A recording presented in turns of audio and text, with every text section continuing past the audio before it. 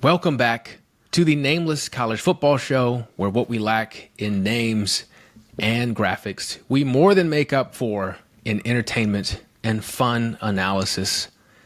We actually have names ourselves. My name is Brandon. I'm joined, as always, by the Captain P.D. P.D., how are you doing?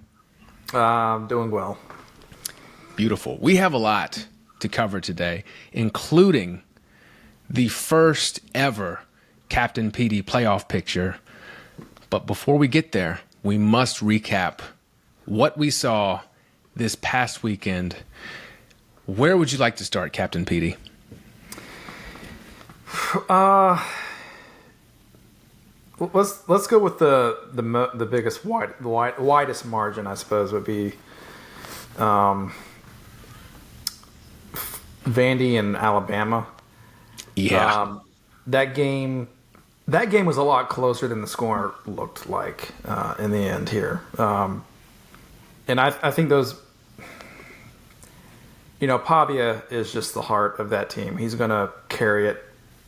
He was going to make that game close, but just had two key turnovers in the red zone that just sealed their fate. And then, I didn't expect Vandy to win, but that game was a lot closer than I think a lot of people thought it was going to be. Because I think the spread was like 12.5, and Vandy had a chance to win that game at the end, or at least make it close with a final drive, but just didn't go their way. So I think Alabama's probably going to be really close to the top SEC school. They're going to be playing for the championship at the end of the year. Yeah, you're right. That was tied into the third quarter. And then the very late touchdown by Bama. What would you make of Ty Simpson? Is he growing on you any? He's getting better, at least in the last 2 weeks. But he's still making some weird decisions. So, he's a first-year starter. I get it. Yeah. He got lucky, or didn't. He had an interception, I think, where he wasn't down because he was on the defender's arm, I think. So that wasn't the smartest decision on that play. But I think he's at the end of the year, he'll probably be very well suited to get them to win them an SEC title. I don't know how well they'll do in playoff time comes, but they still have to play an SEC schedule to get there, though. They're probably one of the best teams suited for it. Yeah, that was his first interception of the season. He comes off as a quarterback. He seems like a Bama quarterback. He's not electric, but he's what I want to say, like AJ McCarron or Greg was it McElroy? McElroy, yeah. He's not going to light you up, but he's going to do well enough. Yeah, and that's really all you need at Bama. Jam Miller had a very good game for them at running back. Yeah, they got Ryan Williams going, working in there, so he had a couple touchdowns or a couple good plays. Waiting for him to break loose because he showed a lot of potential. Obviously, I think it was mostly the beginning of last season, but these last couple weeks, he's really. I think he had like 160 something yards against Wisconsin, and then they got hurt. Got hurt. Coming back from that. So that was impressive. That was a good game. Like you said, much closer than the score indicated. Does make you wonder how they lost to Florida State to open the season, especially as we saw Florida State, Miami. Miami won. Florida State almost came back. They did. They almost did. 19 points in the fourth quarter. In the second quarter, they just had so many turnovers there that screwed them so bad. They got themselves into a hole and weren't able to stick with their game plan. Also, that kid, Malachi Tony, is somebody to be reckoned with. Was he 17? Yeah, he's a child. He just came from middle school. No, I don't know how you cover him. Like that guy. Yeah, Is if you put him, if he real. gets any kind of space, he is making you pay for it. And I don't know what you do to. I mean, you can't cover him. No, You got to be on. You got to be glued to him the entire time in order to stop him. makes our friend Carson Beck look very good. 4 touchdowns, no interceptions for him. I cannot buy into Carson Beck just yet. No.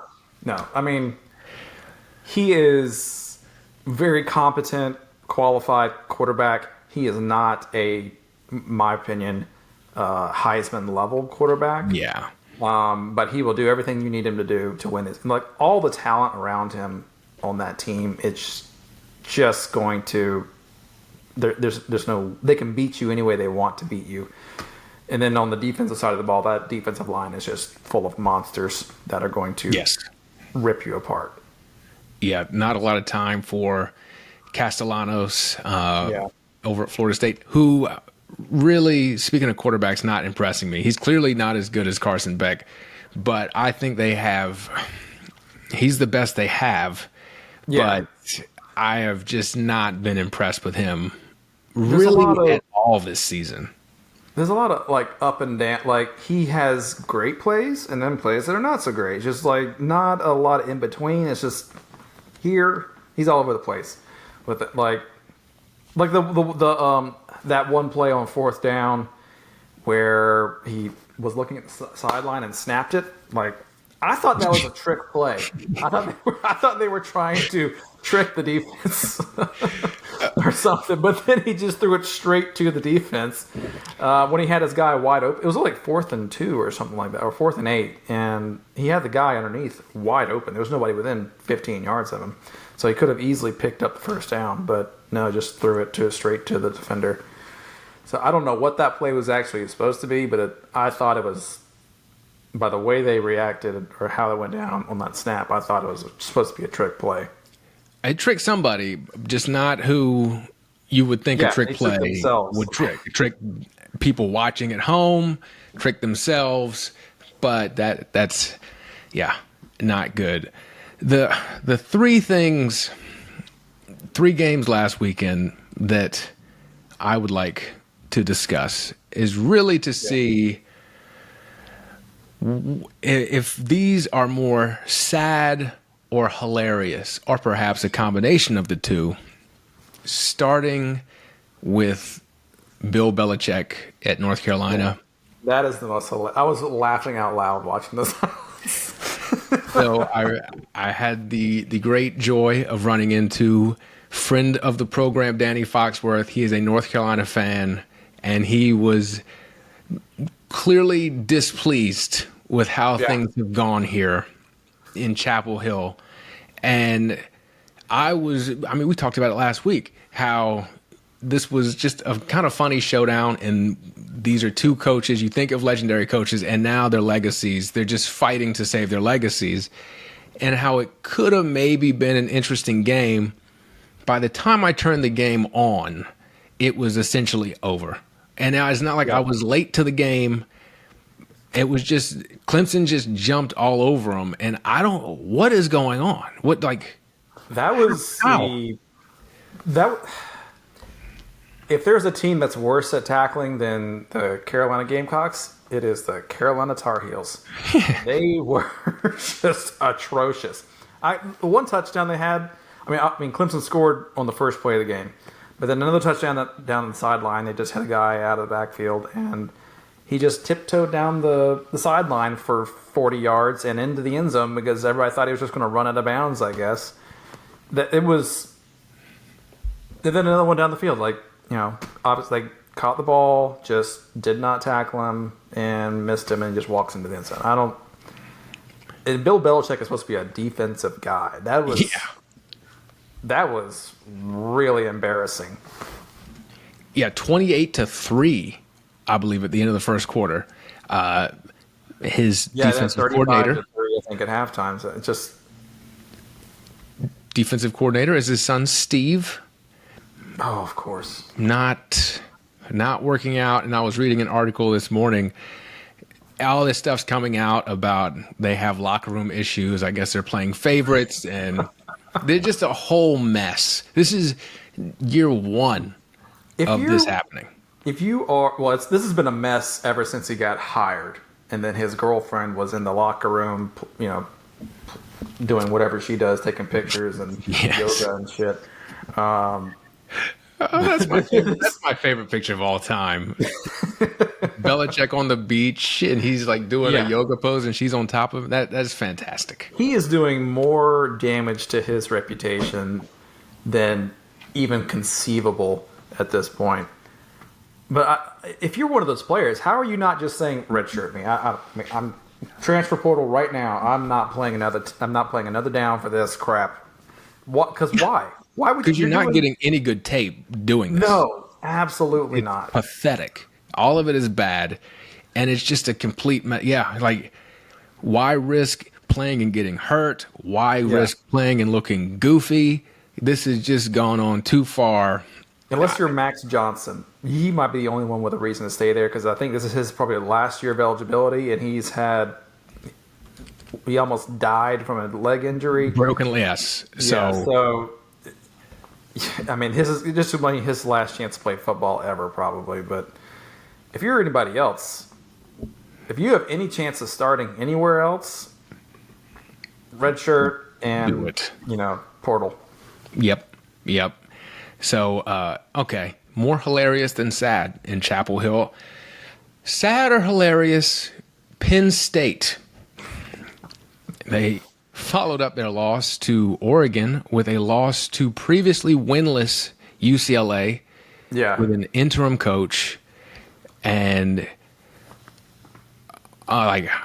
they're ready to get rid of James Franklin, but that's a tough spot, in my opinion, because he's as good as they're probably going to get at this point. They're not going to be able to replace anybody better. I mean, they had Joe Pa for 4 million years.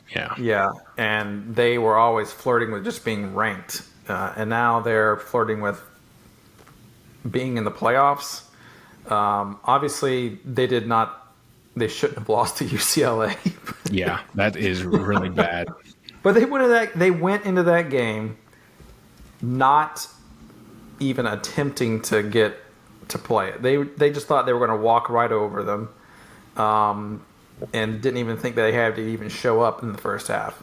They came out in the second half with some sense of urgency, and I mean Drew Aller. All the highlights are him running the ball, not even throwing the ball, but Penn State just thought all they had to do was show up, and it didn't go well for them. So, did you pay attention to UCLA's new offensive coordinator? The Neuhauser kid? Yeah, Rick Neuhauser's kid Jerry. He came on the TV, and Aaron was like, "Is that Sunshine from Remember the Titans?" And then he was talking, and he did not know how to use the headset. Well, he knew how to use it, but he wasn't used to wearing a headset. So he was calling plays with the microphone up where no one could hear him. Didn't matter. And he still beat Penn State with his play calling. He made Iamaleava look like a Heisman candidate. So, speaking of Nico, I saw something the other day that Nico leaving Tennessee has done more for Tennessee than him being at Tennessee, because he went to UCLA. Obviously, they didn't have to pay him all that money. They had to pay him, and then they got Aguilar, who's arguably just as good or better. And then Nico goes and beats Penn State, probably knocking Penn State out of the playoffs and putting Tennessee back in, depending on how Tennessee plays the rest of the year. Interesting. I like that. Yeah. I like it. I mean, that's a hell of a deal for Tennessee, because that's a lot better than what they got when Lane Kiffin left them. I think they just got Butch Jones. And that's no good. Yeah, they were burning mattresses in the street when Kiffin left. Yes. So, more sad or hilarious, James Franklin to you? Is he more sad or is he more hilarious? It was I think it was just more of. I think that was sad. Yeah. It wasn't as funny watching them play as like in UNC. But Yeah, that was comedy. This was like, oh no, now we're letting things snowball.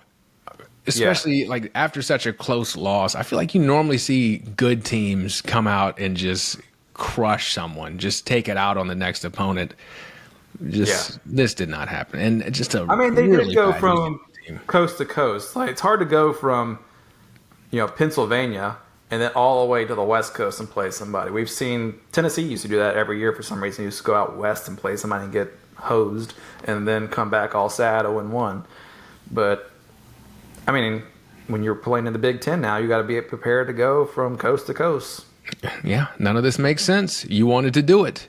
Well, Penn State didn't want to do it, but I mean, I'm sure the Big Ten they wanted the bigger TV deal. So this is what happens. You got to travel. All right, more sad or more hilarious? The saga of young Arch Manning. Texas lost to Florida. Arch, bud, what's going on, man?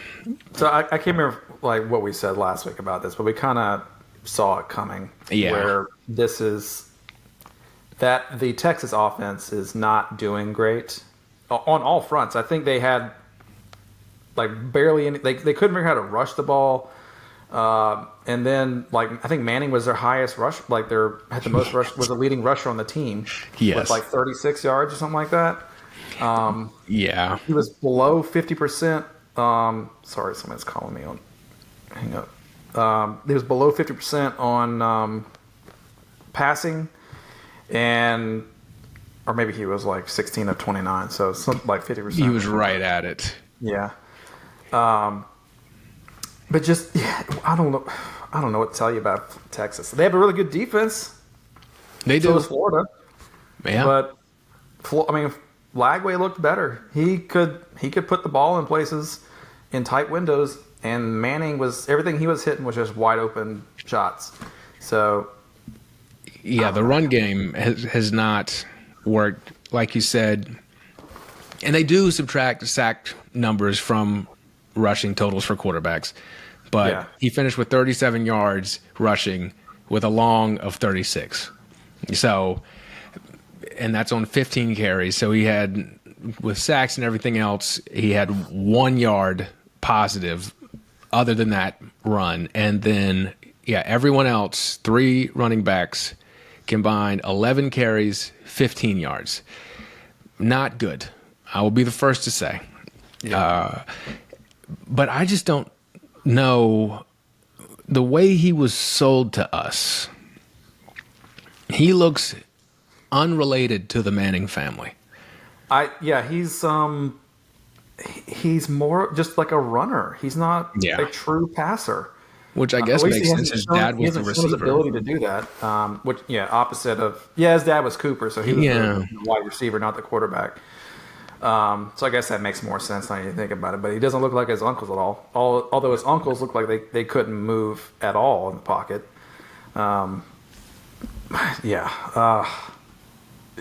Is he? Are we saying bust here?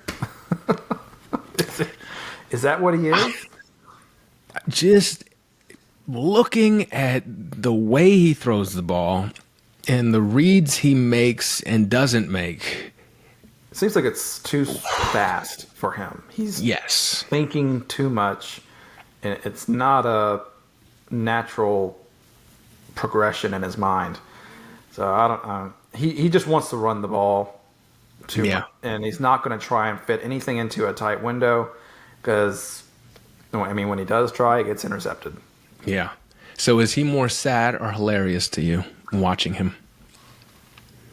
I think it's sad because I wanted him to be good. Yeah, I did want to be good. We hyped him up for 3 years.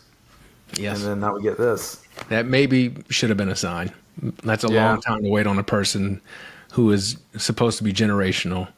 And we couldn't beat out Quinn Ewers, so I guess that makes more sense now. Yeah, because there was nothing.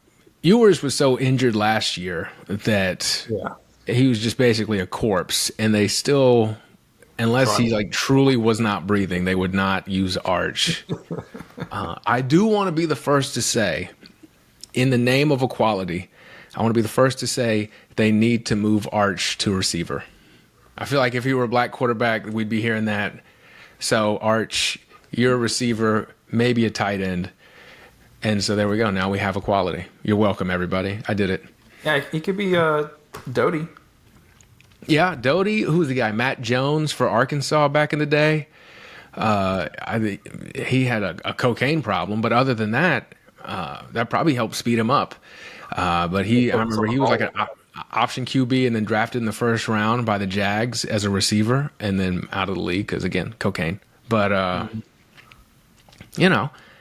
so we have to get to the first ever Captain P.D. playoff picture.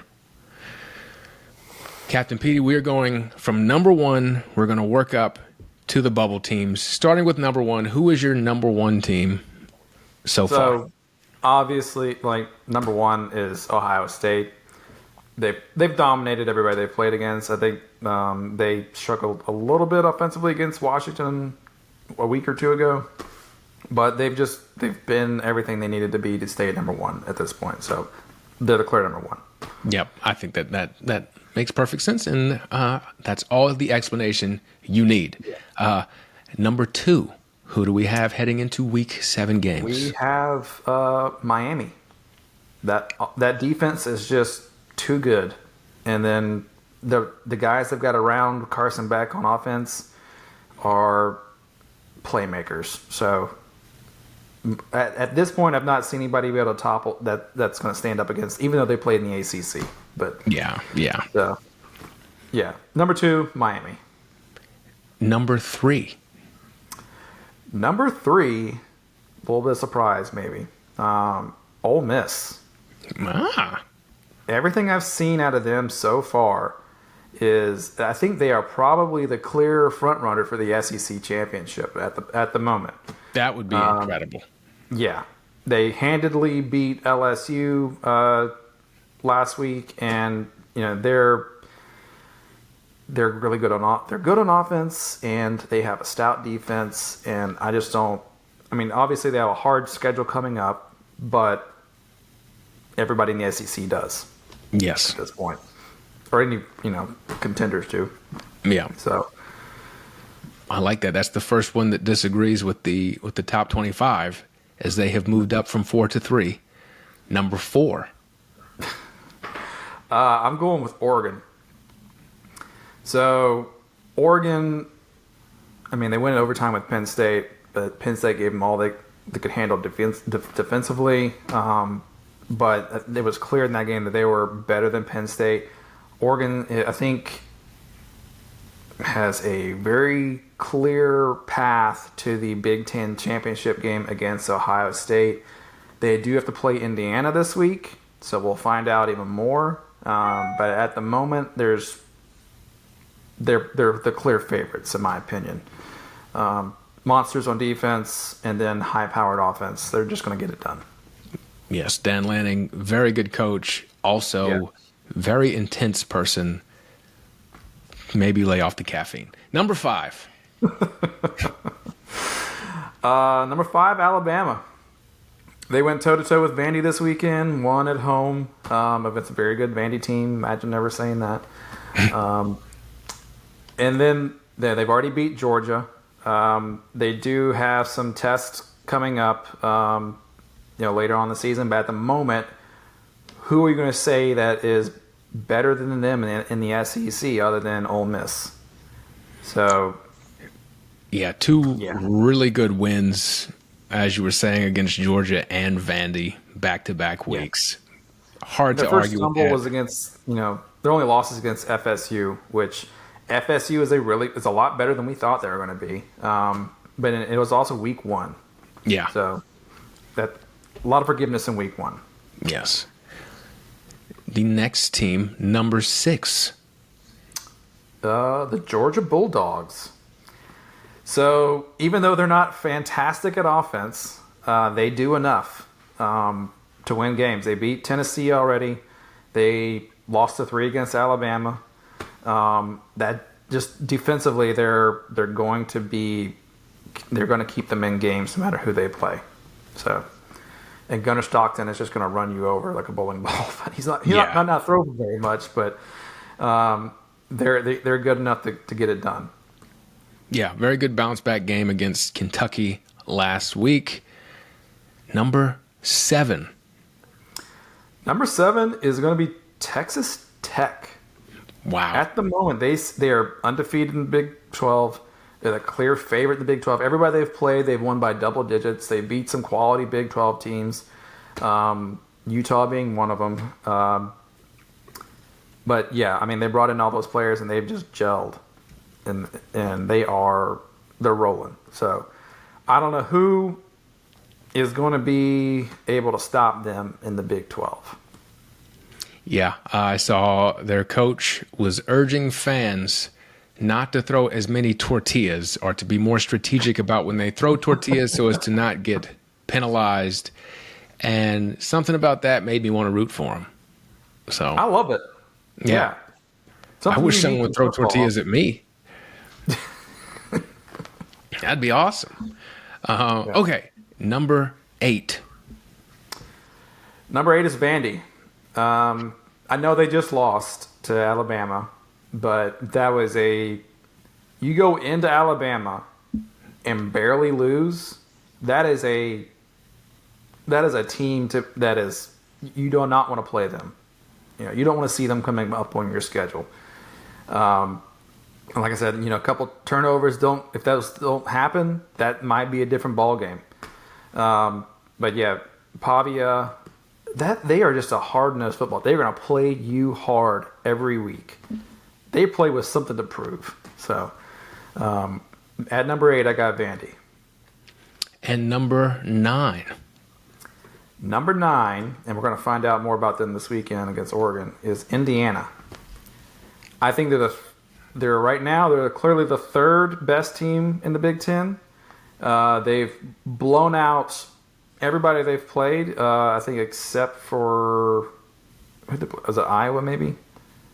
Yeah, they played Iowa close 20-15. Yeah, but they beat Iowa at Iowa's own game, so kudos to you. Now, can they go up against another high-powered offense like Oregon this week?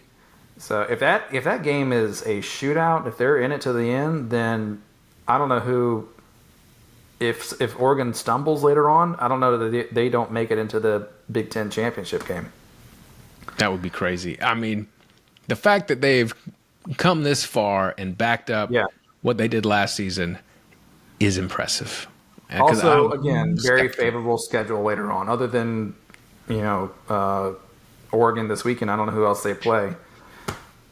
The mighty UCLA Bruins. Penn State, they go to Penn State. Okay. So if Penn State can get it together, we'll see. Yeah. But so I mean, at max, 2 losses? Yeah. So, I mean, that's a pretty good argument for something. We'll see. All right. Number 10. Well, apparently, I put Texas Tech on here twice. But I think I meant due to the tortillas. I think I meant to put Tennessee is what I meant. That would make a little more sense. Yeah. Due to Penn State losing this past, as we mentioned earlier, Penn State lost. Tennessee, they've only got 1 loss against Georgia. That was a close game. I think it was a 2-point game. They should have won that game. My goodness. Yeah. So, I mean, it's going to be going down the stretch. Can they hold it together? But Tennessee, they're very good on offense. They do enough on defense to get stops. So it's kind of similar to last year's team.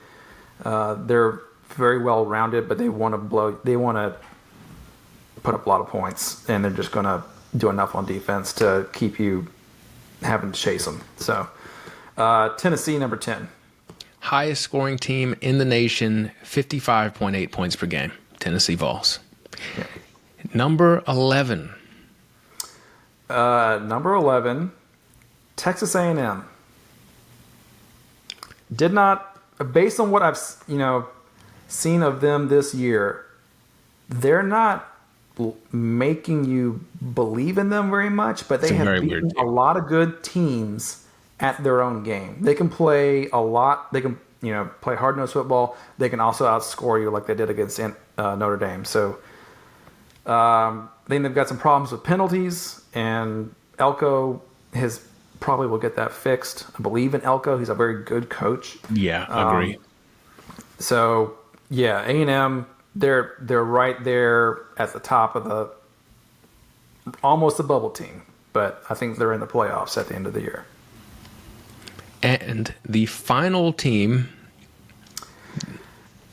right now, the final spot. The final spot, yeah, it's going to go to the group of 4 team, the highest ranked group of 4 team, which is I think will probably be Tulane or Memphis, one of those two. Most likely Tulane, and then you can throw in Boise or UNLV in there as well. But they play Boise and UNLV play each other next week, I think, and I've just not seen a lot out of them to make me think that they're playoff bound. I think Memphis and Tulane just have a better route to that final spot as far as the schedule goes. Yes, and they will play each other November 7th. Yeah. So we will get that figured out. Now, the most interesting part, the bubble teams. Who's on the bubble? Teams on the bubble. We've got FSU. FSU has 2 losses, but they have no one else to play except for Clemson. So if they get into the ACC championship game, they're right there. Most likely that game will be against Miami. So do they have guys, how does the ACC championship work anymore? Is it top 2 ranked? That's a great question, because who fucking knows? They wanted all this TV money and 37 teams in their conference, and they want us to learn their championship format? No. Well, I mean, I think everybody else has gone to like the top 2 ranked teams with the best records in their conference. There's no divisions anymore, I think. But I think ACC might still have divisions. So let me see if I can figure it out. I believe it's just the top 2 teams. Okay. So, I mean, depending on what happens, can anybody beat Miami? They've got a puncher's chance if they get into the ACC championship game. And I mean, they're a good team. So with that schedule, Clemson doesn't look like they're the Clemson we thought they were. So, but Clemson could sneak up on somebody at the end of the year. Yeah, I think Clemson will end up being like a spoiler type team. Yeah, they're going to spoil somebody this year. Yeah. Hopefully they do continue being terrible as well, because I enjoy that just as a good and decent person. But, I think they're going to ruin someone's hopes. Yeah. Let's see. Who is it going to be? So they got one of these bubble teams is going to go down. Well, no. It would just be FSU is the only one that has a prayer of doing anything. Oh, God, what a schedule. Whew. We got to go to the ACC, man. Shit. Yeah, well, that's like there's a couple bubble teams here that I've got that are bubble teams just because their schedule are playing in the ACC. Man, that's great. I can't even imagine. Okay. The next bubble team? Missouri.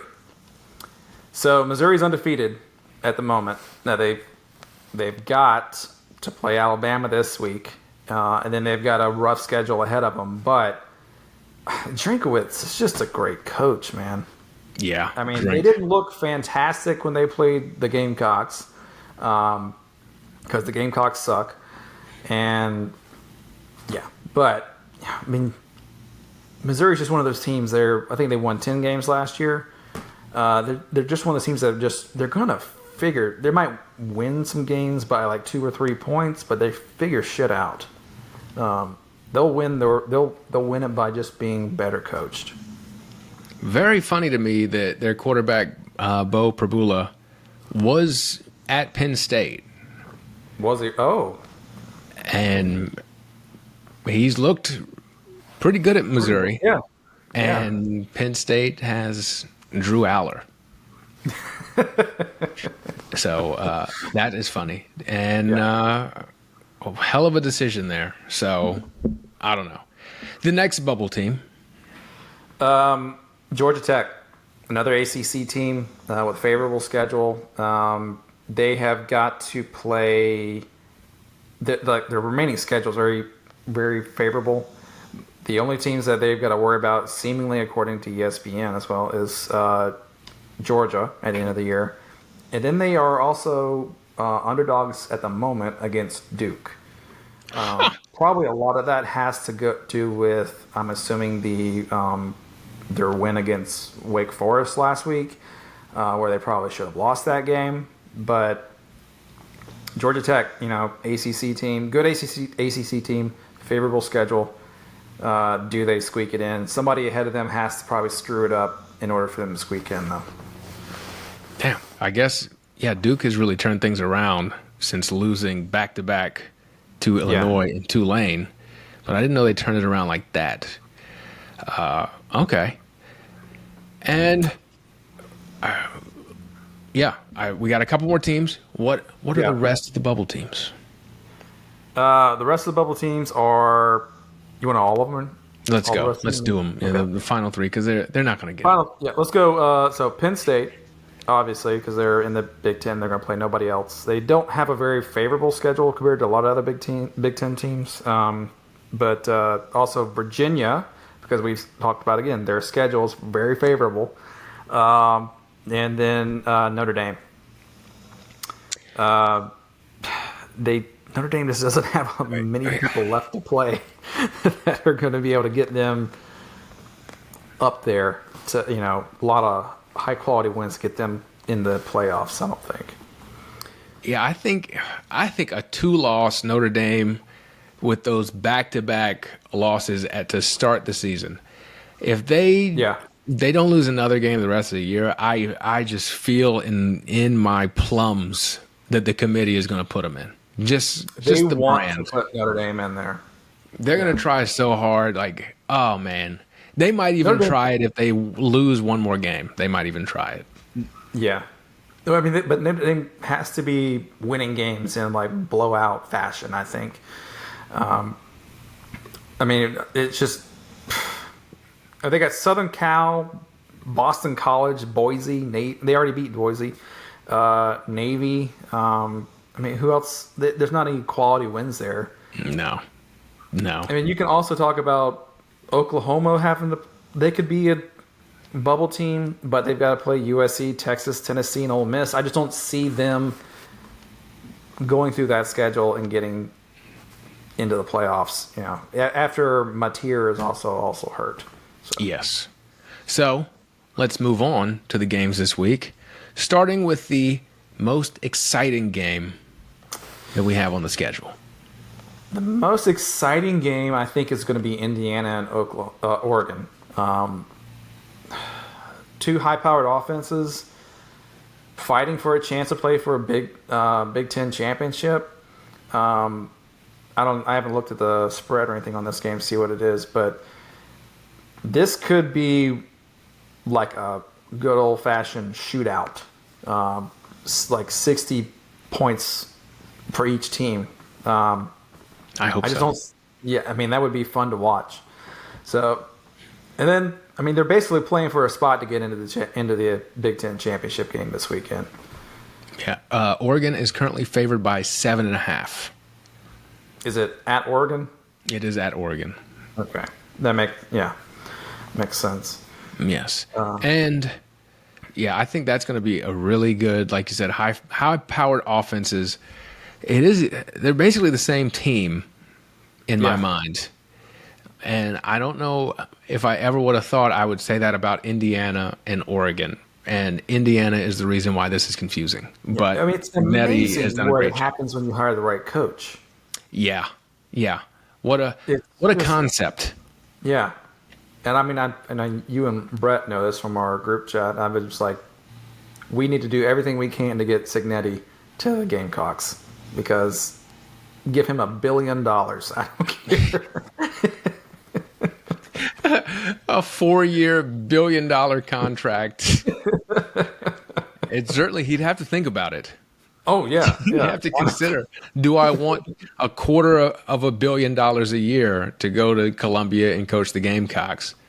Yeah, I think that might do it. That might do it. it might. It might. It might be the only thing that does it. Because I mean, if you've seen our track record, Yeah. but yeah.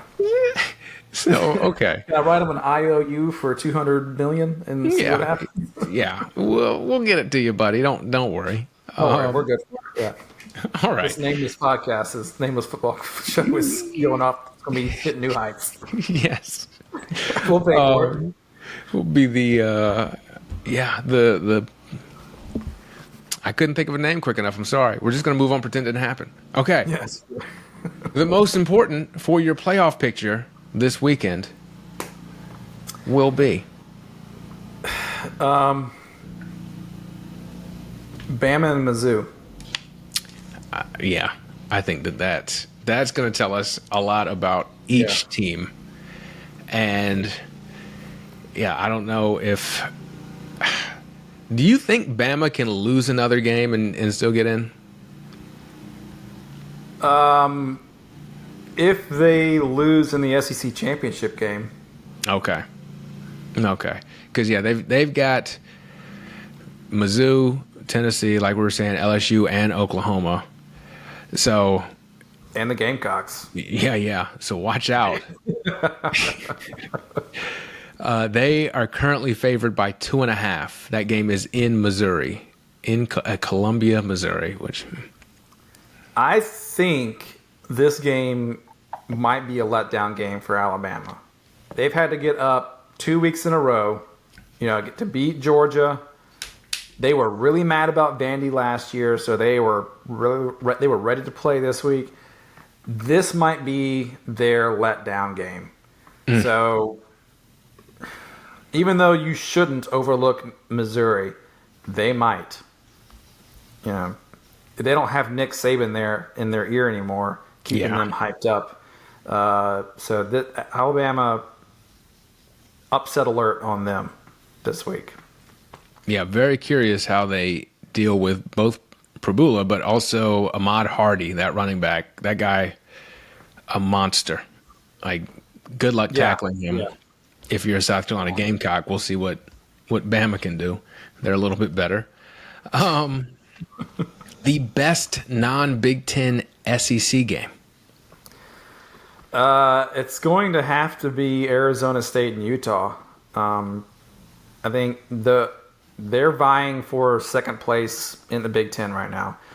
Arizona State, I think, is currently ranked second behind Texas Tech. So are they going to be able to challenge Texas Tech for the Big 12 championship or to get into the Big 12 championship game? Because we've not seen Arizona State do a lot this year to make us think that they're really a viable contender. But those early, preseason expectations has them up there. So, and then Utah's a very good team as well. Utah can go on a run. They've already lost to Texas Tech, but yeah, I think that's the most implications we've got going on this weekend with that game. Yeah, the loss to Mississippi State for Arizona State. You got to come up with something to make us forget that. Yeah, Because Mississippi State is actually a good team this year. They're not as cupcakey as they have been in years past since Mike Leach passed. But yeah, they've got Mississippi State plays hard. They don't have the talent that they want, but they're a hard playing team. Yeah, So, I think it's tough for me to a it's hard to team believe in getting into Mississippi State. and a team getting into the playoffs having lost to Mississippi State. Yeah, That would be tough for me to like. As good as they are, as they, because I do think they're better than they've had a couple of tough SEC losses. yeah. And you're right, they are a lot better this season. But I just can't. It just doesn't feel right, even for a Big 12 team. But I think that one's going to be really good. Utah, I just haven't been able to get a feel for Utah the past couple seasons. The Cam Last year was Rising was not there real great for forever. them. Yeah. They have been a consistently good team for so long. I think this year they're going to be better than they were at the end of the year. We'll see, but I think this year they're much better than they were last year. But the Big 12, it's such a full of mediocre teams that keep playing each other and winning by one score. So Texas Tech is the clear winner at this point, so who's going to be number 2? Yeah. We shall see. Speaking of clear winners and teams that have been consistently good, do you hear that noise? That's right. It is time for the Gamecock Football Captain's Log, brought to you by Morris Island Charters and their skipper, Captain P.D. Oh, Captain P.D. Here we are after a bye week, heading to LSU to take on the number 11 LSU Tigers. How excited are you about this one? Not at all. Yeah. Of course, after watching us play, I've not been excited about any of our games. It's just we're not improving like we did last year. Last year you could see like every game something got a little bit better, and then we exploded. And we had an identity. This year we have no identity, defensively or offense. So my optimism is just above 0. Okay. Well, that's something. Yeah. How the spread is 9.5. We'll get to more on that later in the Dolphins' thoughts. How do we begin to pull this off this week? We have to be suffocating on defense because LSU's defense is elite. They are going to get pressure. They're going to be stifling. If we have any kind of rushing yards, it's going to be Sellers just making something happen out of nothing. So I don't know how we score points in this game unless we have fixed our offense dramatically. And after what I've seen up to this point this year, that has not happened. So I don't know how we're going to get any points. And not that LSU's offense is much better, but we are not as good on defense as they are. So this could get ugly real quick, in my opinion. And it's at LSU. I think it's a day game. Isn't it at like 3:30 or something? It is.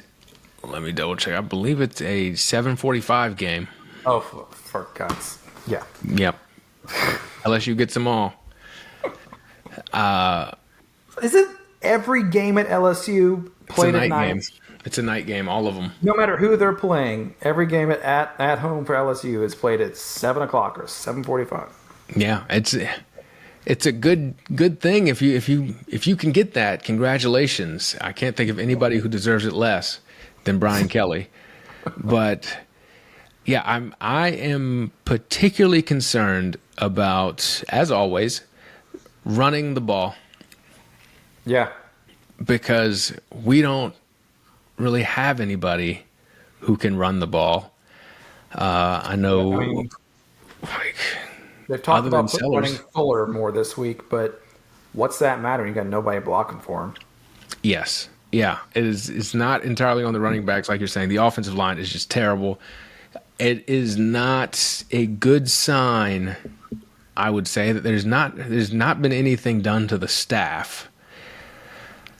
I wonder how if anything would have changed if we had lost to Kentucky heading into the bye week, but then Beamer just doesn't really do anything to the staff. I don't think there would have been any change because Beamer refuses to make any kind of forceful hand on anything when it comes to his coaches. He doesn't boot them out the door when they're clearly not working. He just waits for them to get jobs in other places. Yeah. The only closest he ever came was, I think, like 2 years ago with Clayton White, and it took 8 games for us to switch to the 3-3-5. And Yeah. I mean, good God, Yep. we'll never make any kind of changes. Yes. I guess the only bit of hope, if there's any, is also like if we can get to Garrett Nussmeier, because I do think he is barely hanging on to life. Like he's a lot like Quinn Ewers was last season, where I think he's considerably banged up and also probably not as great of a quarterback as we were told before the season. And so I don't know, maybe he turns the ball over or something. I don't know. That's how we win this game. That's how we've won every game this year, is by making plays on special teams and defensive touchdowns. So can we get to Nussmeier? Probably. But Nussmeier, really all he has to do is just not turn the ball over, and we'll be fine. It's probably going to be a really ugly game offensively on both sides, but we can't cover for shit. So we have to make sure we get to Nussmeier in 2 seconds, or it's going to be bad. Yes. Yes, it will be. Well, I guess speaking of that, it's time to consult the Dolphins, because there's really nothing else to say about this game that hasn't been said about every game and will be said about every game moving forward. I said the spread was 9.5. Where are the Dolphins placing their entertainment porpoises this week, Captain P.D? They're putting all their fins and tails on LSU. Yeah. You don't go into LSU at night and win. They got voodoo or something going on down there. They do. Yeah. And beignets. Yeah, they got I don't know. I'm sure they do. They have to do beignets in Baton Rouge too. That's not just a New Orleans thing, is it? I would assume. Okay. It's only a 2-hour drive, so I think they're probably surely they probably you can get them that there. far north. Yeah. Yeah, you would just. They might be a little. It's not a great. They're not as great if they're not fresh and hot, but I'd still eat them. But that's any kind of donut or baked good, in my opinion. Yeah. So, ESPN Analytics, 73% chance LSU wins this one. That sounds even more optimistic than I thought. But yeah. I think I don't know how much of this one I'm going to be able to stomach. Yeah. So, well, good thing is I will be probably getting off the boat just in time to see most of the game. Okay. Well, that is lovely. Not good thing, but fortunate and unfortunate. Fortunately, unfortunately. Yes. Well, if you want to save Captain P.D. from doing that and book a tour with him, where can they do this, Captain P.D.? MorrisIslandCharter.com. Call, text 843-608-8006. Email morrisislandcharters@gmail.com. Look me up on Instagram, Facebook. I'm there. Yes, please book him 7 o'clock Saturday evening and save him from his own fandom. But yes, well, that is it for this week. Thank you for watching, listening, all that fun stuff. And we will catch you next week.